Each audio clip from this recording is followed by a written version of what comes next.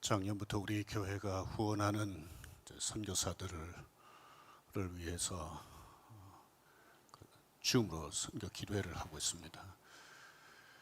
선교사님들 어느 나라에 사시든지 어느 지역에서 선교하든지 줌을 통해서 서로 상황을 나누고 또 대화하고 기도할 수가 있습니다. 코로나 이전에는 시도할 생각조차 하지 못했던 기도회입니다. 줌으로 기도회를 하면서 선교사님들이 코로나 때문에 특별히 좀 힘들다라고 하는 것을 이제 알게 됩니다. 근데 우리 좀 거슬러 올라가면 요즘 선교사님들이 코로나 때문에 힘든 것하고는 좀 성격이 다를 수 있겠지만 굉장히 선교사님들이 힘든 때가 있었습니다. 혹시 언제인지 짐작하시겠습니까? IMF 때였죠. 우리나라 경제가 어려워지니까 교회들도 재정적으로 좀 많이 힘들어지고, 그래서 어떤 교회들은 아무리 재정적으로 교회가 힘들어도 선교사님들의 선교비를 줄이거나 중단할 수는 없다. 그래서 지속적으로 코로나 IMF 이전과 동일하게 선교비를 보냈습니다. 그런데 어떤 교회들은 교회 재정이 어려우니까 선교비를 줄이거나 아예 선교비를 더 이상 보내지 않는 그런 일을 했습니다. 그래서 선교사님들이 어쩔 수 없이 선교지에서 철수해서 귀국해야 하기로 했습니다. 선교사님들이 선교비가 없으면 선교를 못합니다. 예수님도 제자들을 또 전도하는 사람들을 보내면서 이렇게 말씀하셨습니다.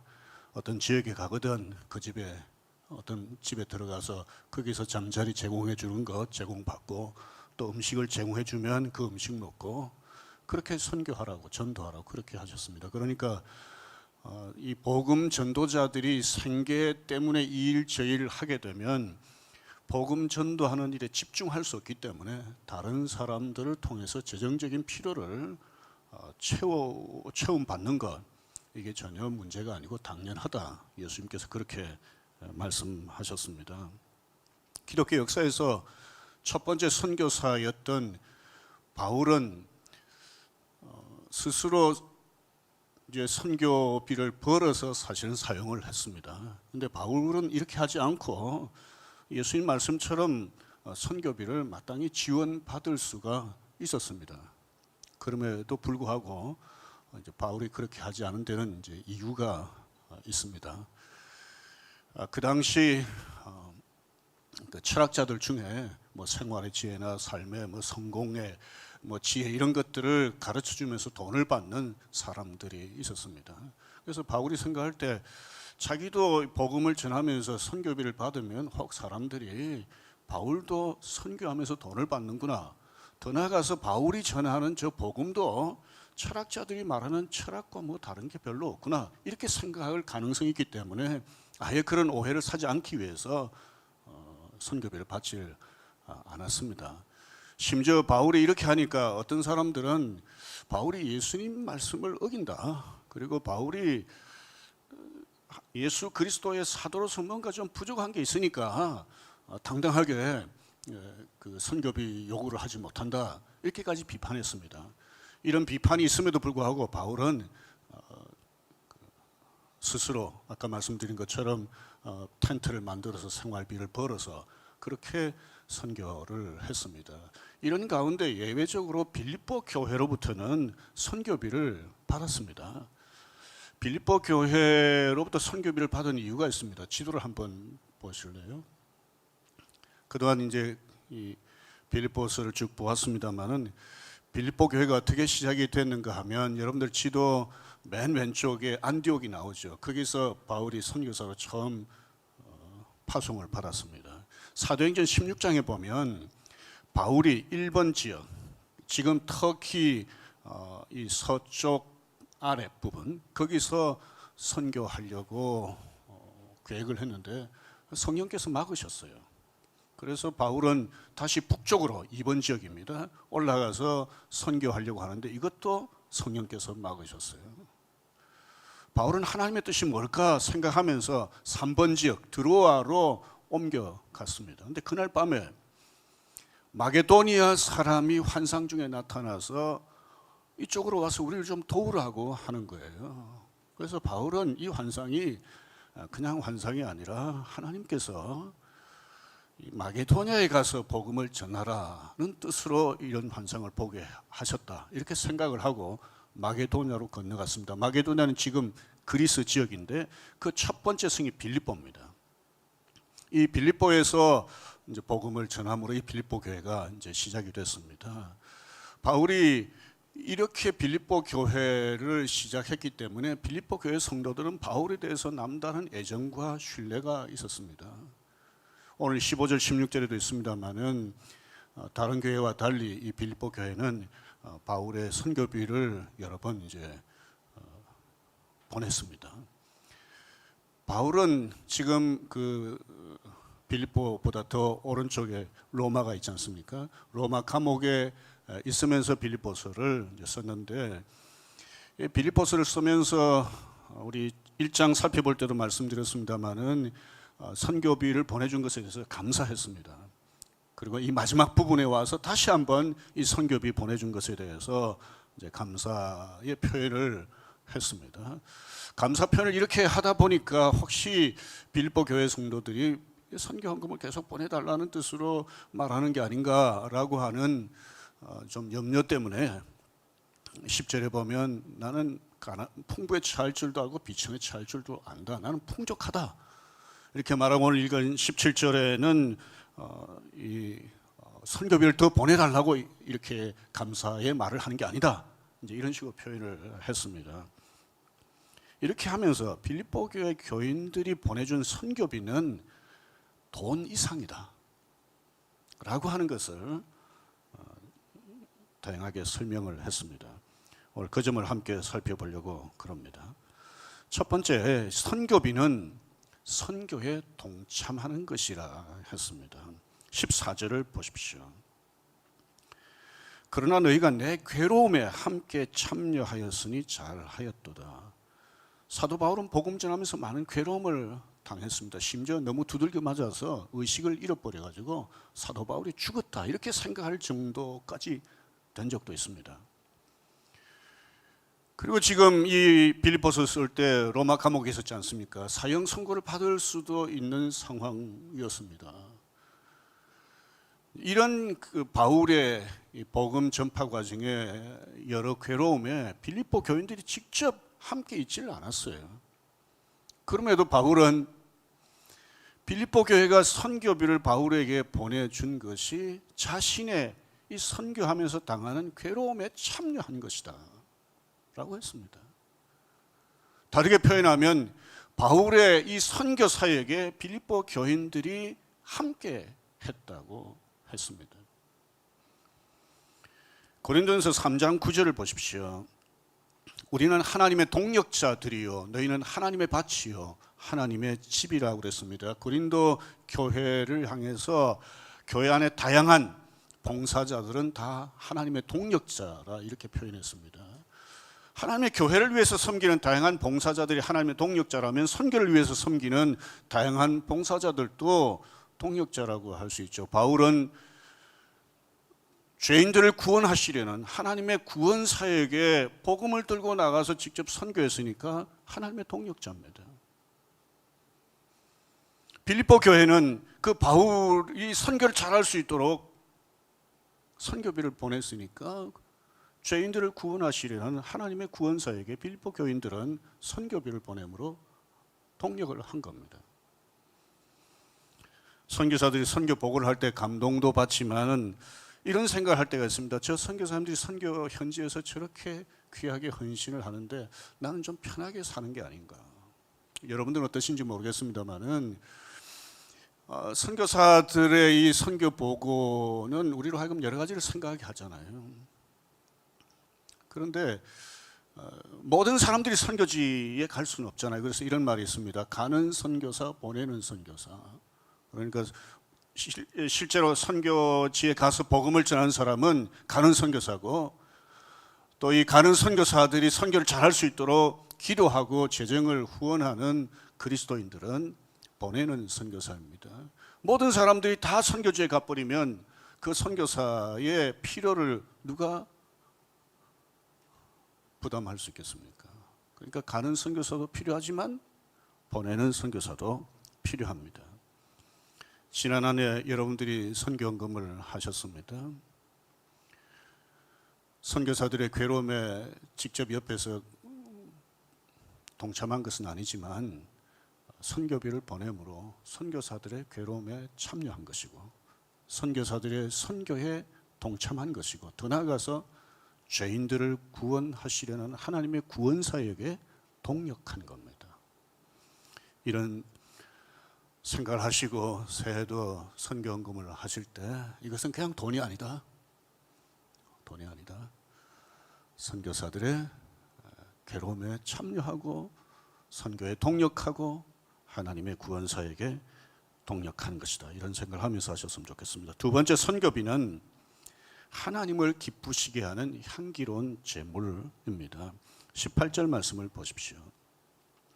내게는 모든 것이 있고 또 풍부한지라 에바브로디도 편에 너희가 준 것을 받음으로 내가 풍족하니 이는 받으실 만한 향기로운 제물이요 하나님을 기쁘시게 한 것이라. 빌립보 교인들은 분명 바울에게 선교비를 보냈습니다. 그런데 바울은 이것이 그냥 자기가 받은 것이다 이렇게 말하는 것으로 끝내지 않고 이건 하나님께 드린 거다. 여러분들이 보낸 선교비는 하나님이 기뻐하시는 향기로운 제물이다 이렇게 했습니다. 그래서 우리가 선교를 할 때마다 단지 선교사를 지원하는데 이 선교비를 보낸다 이렇게만 생각 안 하셨으면 합니다. 내가 보낸 이 선교비가 단지 선교사를 귀히 여겨서 보내는 것이 아니라 선교사도 귀하게 여기지만 하나님께 드리는 거다.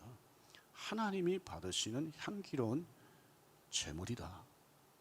이렇게 생각하고 우리가 선교비를 보냈으면 합니다. 교회에 헌금하는 것도 사실 마찬가지죠. 어떤 분들은 교회 운영을 위해서 누군가는 헌금을 해야 되지 않겠냐. 교회 사역을 하는데 돈이 필요하지 않겠냐. 물론 교회 사역, 교회 운영에 돈이 필요합니다. 하지만 이건 단지 그냥 교회에 내는 돈 정도가 아니고 이것은 하나님께 드리는 것이다. 오늘 아마 여러분들 들어오실 때 헌금을 하시면서 이건 하나님께 드리는 거다. 하나님이 받으시는 향기로운 제물이다. 이렇게 생각하고 드렸는지 모르겠습니다만 우리가 드릴 때마다 이런 마음으로 하나님 앞에 드려야 합니다. 세 번째, 선교비는 하나님을 사랑하는 표현입니다. 이 빌립보서 우리가 읽은 본문에 직접 표현하고 있지는 않지만 우리 고린도후서 8장 2절을 보십시오. 여기 말씀은 이렇게 이해할 수 있습니다. 굉장히 환난이 컸지만은 기쁨이 넘쳤다. 또 가난으로 쪼들렸지만 풍성한 연보를 했다. 이런 말입니다. 근데 이 고린도후서 8장은 예루살렘 교회가 흉년으로 어려움을 당하자 빌립보 교회를 비롯해서 마게도니아 지역에 있는 교회들이 예루살렘 교회를 위해서 구제 헌금을 했습니다. 그런데 이 마게도니아에 있는 교회들, 그 속에 빌립보 교회도 포함이 되죠. 환란이 심했고 또 경제적으로 넉넉하지 않았습니다. 그럼에도 불구하고 굉장히 많은 구제 헌금을 한 거예요. 그러니까 빌립보 교회는 경제적으로 넉넉하지 않은 교회였습니다.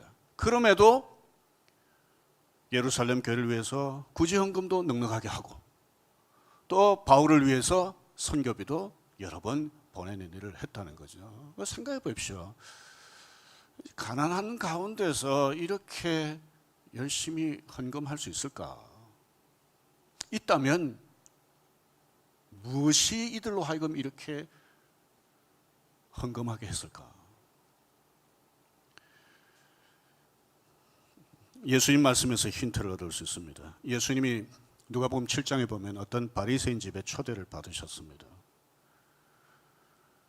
바리새인은 예수님 씻을 물도 이렇게 제공하지 않았는데 그 동네의 죄인으로 알려진 한 여인이 예수님 곁에 서서 울었습니다. 눈물이 발 위로 뚝뚝뚝 떨어지고, 그러니까 발 위에 제법 많은 눈물이 있으니까 이 여인이 자기 머리털로 예수님의 발을 닦았습니다. 예수님의 그 발에 입을 맞추었습니다. 그리고 자기가 가지고 온 값비싼 향유를 예수님 발에 부었습니다. 이것을 보고 있던 바리새인이 마음속으로 이렇게 생각했습니다. 예수님이 진짜 선지자라면, 하나님의 아들이라면 저 여자가 어떤 여자인지 알았을 텐데 저 여자가 저렇게 행동하는 걸 두고만 보는가.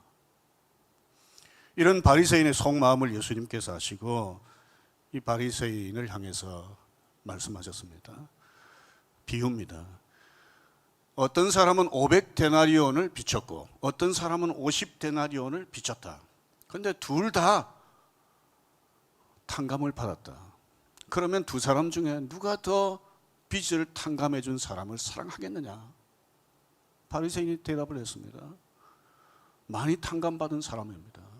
예수님께서 맞다. 그 말이 맞다. 많이 탕감받았으니까 그만큼 더 사랑할 수밖에 없다는 거죠.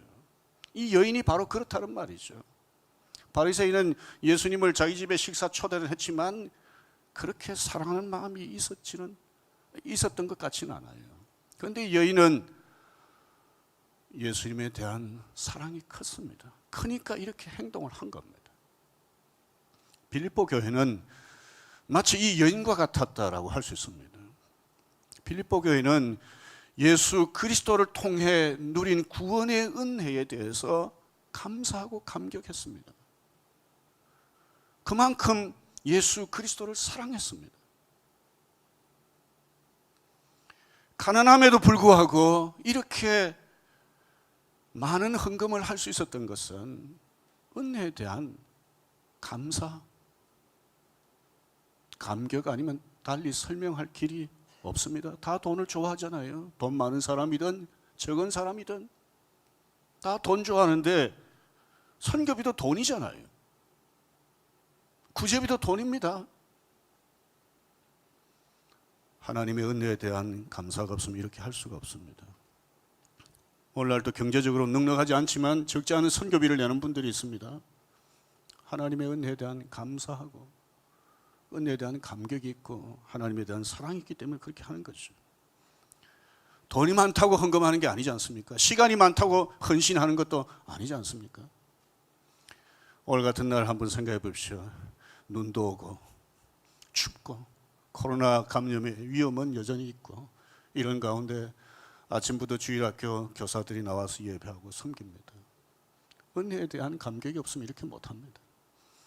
아침부터 일찍 나와서 주차 봉사하고 다른 사람들 예배 잘 드릴 수 있도록 돕고 지금도 예배 봉사하는 분들이 지금 돕고 있지 않습니까? 오늘 찬양대원들은 혹 갈등이 생기지 않으셨는지 모르겠어요.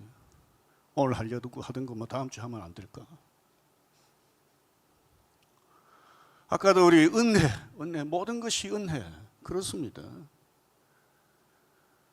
정말 우리의 그냥 입술로서 모든 것이 은혜라고 고백하는 게 아니라 우리 마음 깊은 곳에서부터 모든 것이 하나님의 은혜다. 이렇게 고백할 수 있다면 다른 사람도 이해할 수 없는 그런 헌금도 하고 다른 사람이 이해할 수 없는 헌신도 하는 거죠. 뭐 이런저런 이유 때문에 뭐 얼마 동안은 할 수 있겠죠. 이런저런 이유 때문에 뭐 조금은 할 수 있지만 지속적으로 할 수는 없고 거기다가 감격하며 감사하면서 할 수는 없는 겁니다. 하나님을 사랑할 때 하나님 앞에 하나님이 주신 것으로 헌신할 수 있습니다. 네 번째, 선교비는 하나님의 복을 누리게 합니다. 선교비를 드릴 때 하나님 나라를 위해 헌신할 때 하나님 주시는 복이 있습니다. 한 세 가지로 생각해 볼 수 있는데요. 첫째는 장차 하나님 나라에서 누리는 복이 있습니다. 17절 말씀을 보십시오. 내가 선물을 구함이 아니요 오직 너희에게 유익하도록 풍성한 열매를 구함이라.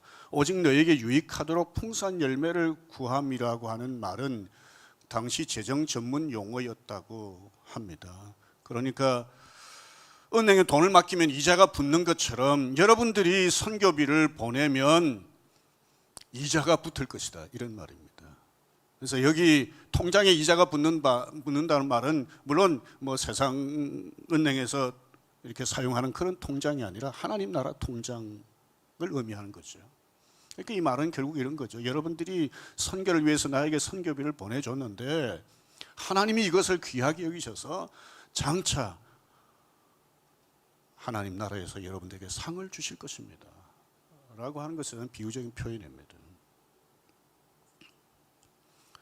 두 번째, 드리는 것 자체, 헌신하는 것 자체가 기쁨을 줍니다. 오늘 본문에 뭐 특별히 따로 표현된 것은 없지만 빌립보서 전체를 보면 바울이 굉장히 기뻐하잖아요. 바울은 뭐 선교비를 다른 사람을 위해서 드리면서 기뻐한 것이 아니라 자기의 삶을 하나님 앞에 드리면서 고난 가운데서도 기뻐했잖아요. 선교비를 드리든 자신의 있는 모든 것을 하나님 앞에 드리든 삶을 드리든 하나님 나라를 위해 애쓰면서 살아갈 때 누리는 기쁨이 있습니다.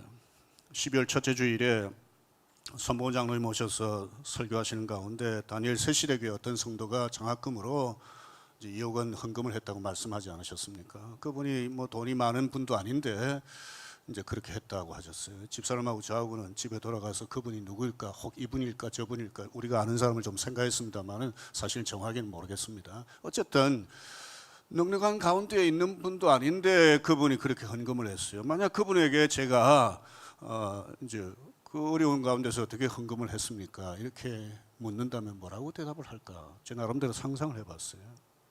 드릴 수 있어서 기쁩니다. 드릴 수 있어서 기쁩니다. 뭐 드려본 분들은 아마 제 이 말을 이해하실 겁니다. 하나님 앞에 드리는 자의 기쁨이 없다면 드릴 수가 없습니다. 어떤 면에 있어서는 하나님 주시는 기쁨이 있습니다. 헌신하는 사람은 헌신하는 사람만이 누리는 기쁨이 있습니다. 그래서 오늘 같은 날도 헌신하고 하나님 앞에 드리고 그렇게 하는 거죠.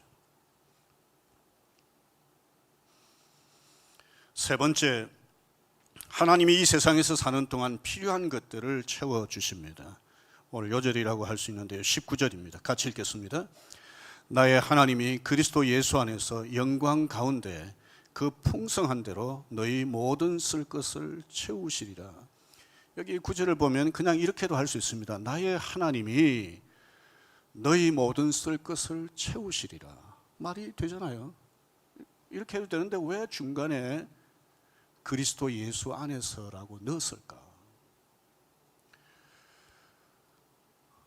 하나님께서 아들 예수 그리스도를 우리를 위해서, 우리를 구원하시기 위해서 십자가에서 죽도록 하셨습니다. 이 아들을 내어주신 하나님의 사랑, 십자가에서 죽으신 예수 그리스도를 다시 살리셨습니다.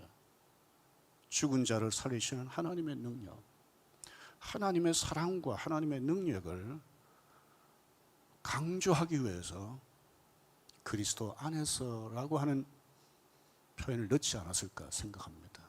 로마서 8장 32절을 보십시다. 여러분들도 좋아하시겠지만 제가 참 좋아하는 말씀 중에 하나입니다. 같이 읽겠습니다. 자기 아들을 아끼지 아니하시고 우리 모든 사람을 위하여 내주시니가 어찌 그 아들과 함께 모든 것을 우리에게 주시지 않겠느냐? 그렇지 않습니까? 아들을 내어주셨는데 뭘 더 아끼시겠습니까? 오늘 우리가 읽은 이 19절 말씀에 보면 또 눈여겨볼 표현이 있습니다. 그 풍성한 대로. 하나님은 풍성하신 분이잖아요. 그런데 왜 또 풍성한 대로라고 굳이 표현을 하셨을까? 천지를 창조하신 하나님.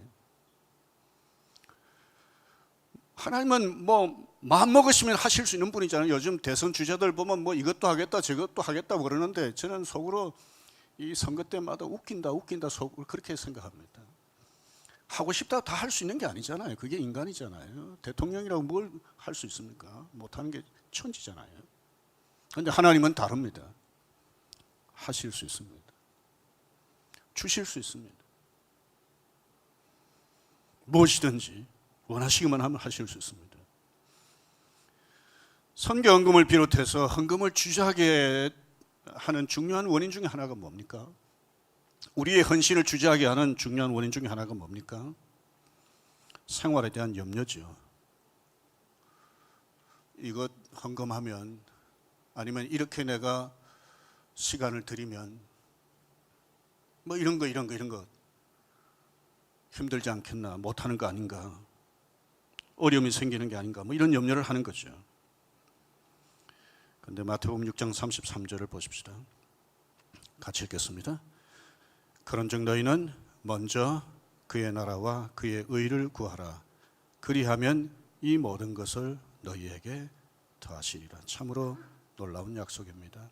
하나님 나라를 위해서 헌금하고 우리 자신의 몸을 드리고 재능을 드리고 시간을 드리고 하나님 나라를 위해 애쓸 때 하나님께서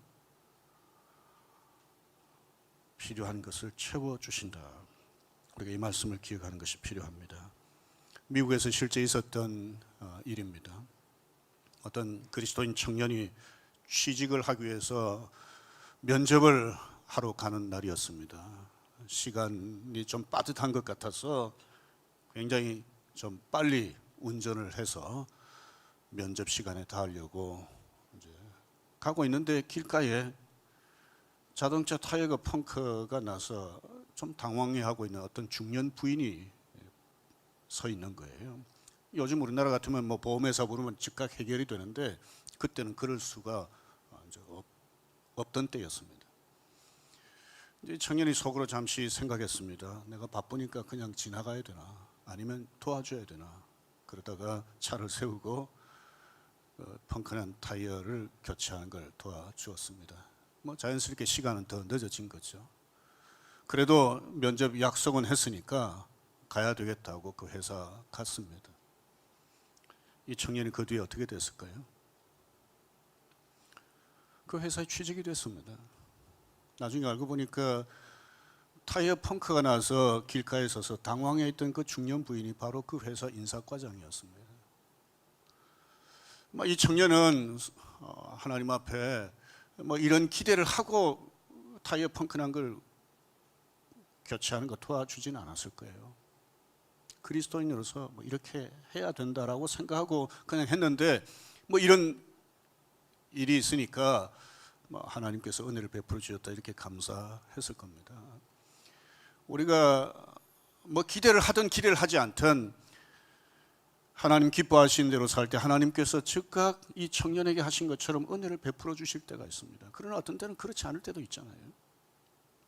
그럴 때라도 우리는 하나님의 약속하신 말씀을 확신해야 합니다. 나의 모든 쓸 것을 채워주신다. 나의 모든 쓸 것을 채워주신다. 선교비를 보내는 것만 아니라 하나님의 교회를 위해, 하나님 나라를 위해서 애쓸 때 하나님께서 복을 주십니다. 천국에서 복을 주실 뿐만 아니라 이 땅에서 사는 날 동안 섬기는 자만이 누릴 수 있는 기쁨을 주시고 하나님께서 우리의 필요를 채워 주십니다. 이런 하나님의 은혜를 생각하면서 이 땅에서 사는 날 동안, 아까 우리 찬양대에서 모든 것이 은혜라고 그랬잖아요. 그렇습니다. 내 몸, 내 시간, 내 재능, 내 소유 다 하나님의 것입니다. 하나님의 은혜입니다. 은혜로 하나님께로부터 받은 것, 하나님 기뻐하신 대로 사용하는 가운데 계속해서 하나님의 남다른 은혜, 더 큰 은혜 누리는 저와 여러분들이 되기를 주의 이름으로 축원합니다. 모든 쓸 것을 채워주시는 하나님의 은혜를 경험하는 저와 여러분들이 되기를 바랍니다.